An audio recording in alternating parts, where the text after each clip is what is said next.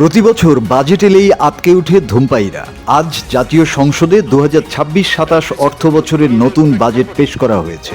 নতুন বাজেটে আবারও বাড়ছে সিগারেটের দাম, কিন্তু কোন স্তরের সিগারেটের দাম কত বাড়ছে আর আপনার পকেট থেকে বাড়তি কত টাকা যাবে, চলুন খুব সহজে জেনে নেওয়া যাক।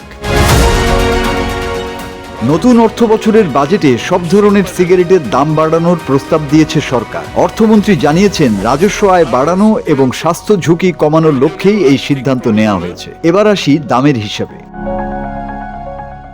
সবচেয়ে কম দামের বা নিম্ন স্তরের সিগারেটের 10 শলাকার প্যাকেট বর্তমানে 60 টাকা। নতুন প্রস্তাব অনুযায়ী এর দাম হবে 62 টাকা, অর্থাৎ বাড়ছে 2 টাকা। মধ্যম স্তরের সিগারেটের ক্ষেত্রে দাম বাড়ছে আরও বেশি। বর্তমানে 10 শলাকার প্যাকেটের দাম 80 টাকা, নতুন দামে তা হবে 92 টাকা, অর্থাৎ ভোক্তাদের গুনতে হবে অতিরিক্ত 12 টাকা। উচ্চ স্তরের সিগারেটের বর্তমান দাম 140 টাকা। বাজেট প্রস্তাব অনুযায়ী এটি বেড়ে হবে 160 টাকা, অর্থাৎ দাম বাড়ছে 20 টাকা। আর সবচেয়ে বেশি দাম বাড়ছে প্রিমিয়াম বা অতি উচ্চ স্তরের সিগারেট। বর্তমানে 10 শলাকার একটি প্যাকেটের দাম 185 টাকা, নতুন প্রস্তাবে তা বেড়ে হবে 210 টাকা, অর্থাৎ এক প্যাকেটেই বাড়ছে 25 টাকা।